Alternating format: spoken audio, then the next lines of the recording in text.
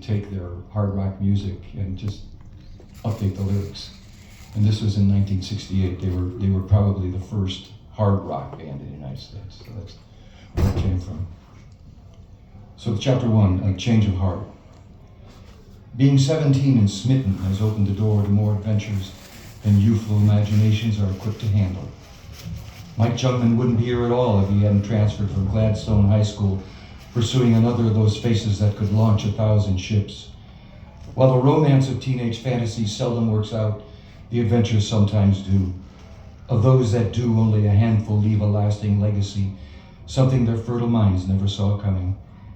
It was 1968, and the big news at Azusa High School had to do with students at Garfield High and neighboring East Los Angeles, most of them Mexican Americans, walking out of class to demand better educational opportunities.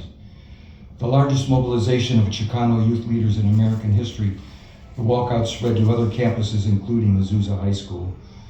Located about 20 miles northeast of downtown Los Angeles and stretching along America's legendary Mother Road, Route 66, Azusa, California boasted about 25,000 souls that year. Sitting on the northern end of the San Gabriel Valley placed the city at the foot of the San Gabriel Mountains. Palm trees and mountains, what's not to like?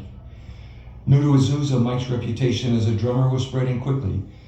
Playing publicly when he was 12 with a 6th grade band called the Challenger 5, his ambitions quickly blossomed into wanting to be the best drummer in the world. How does Mitch Mitchell play those riffs anyway? Starting his musical journey playing trombone for 2 years, he had the misfortune of going to a sock hop where the Safaris played Wipeout.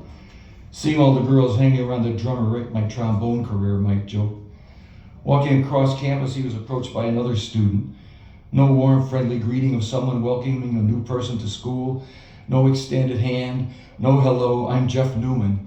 Just as straight to the point, they tell me you play drums. Yeah, Mike responded, I do. I never thought of myself as a good drummer because I was so critical, but clearly I'm getting picked up all over the place, people wanting me to play. Jeff continued, well, I play lead guitar and our band is auditioning drummers. They actually had a drummer at the time. They were looking to upgrade.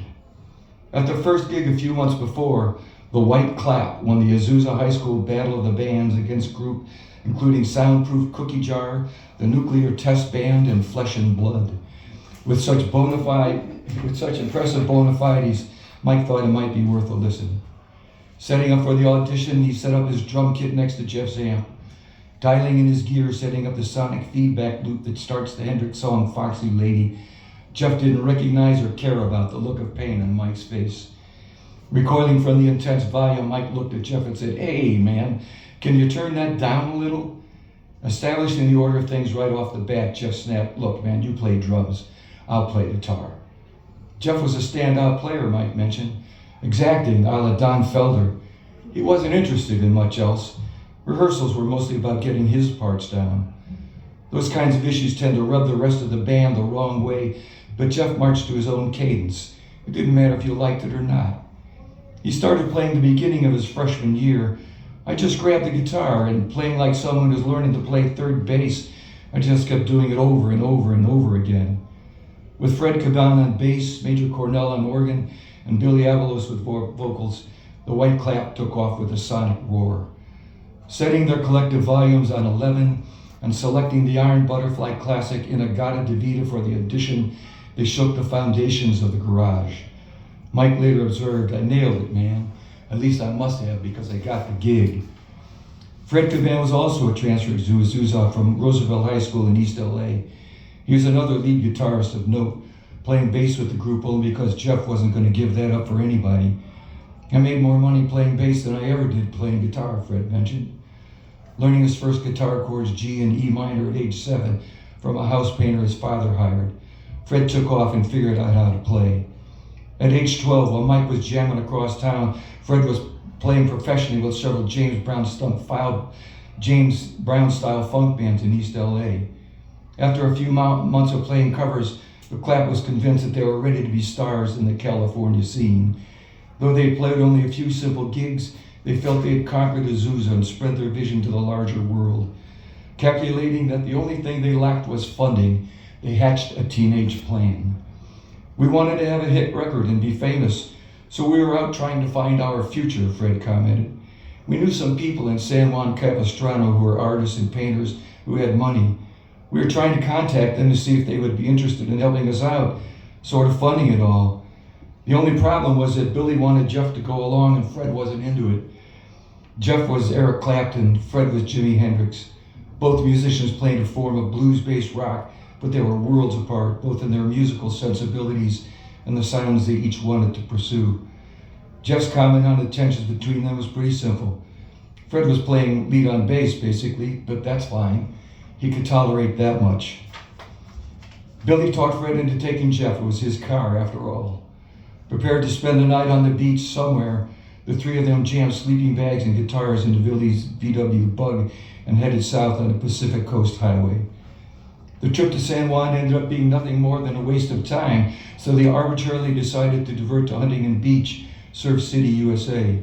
We were in the general area anyway, Fred mentioned. Serendipity. The ocean waves at Huntington are different than anywhere else along the Pacific coast. Enhanced by the nature in which the open ocean swells around Catalina Island, there is consistent surf year-round. With an average 3 to 4 foot wave every 15 seconds and an average water temperature of 72 degrees, Huntington Beach has always been a West Coast surfing mecca. They were young teens fresh out of high school.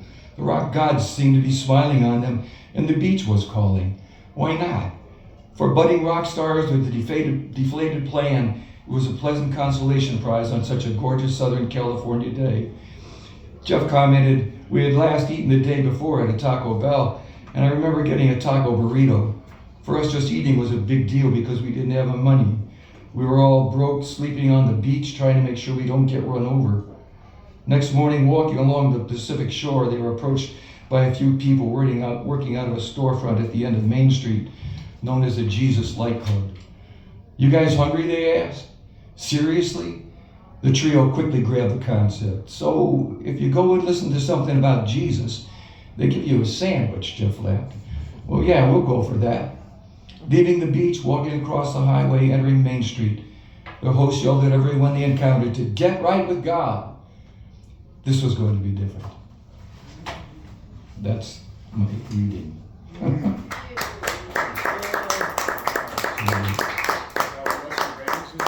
Pardon? Is that what Buster Bangs is like? Sure, absolutely.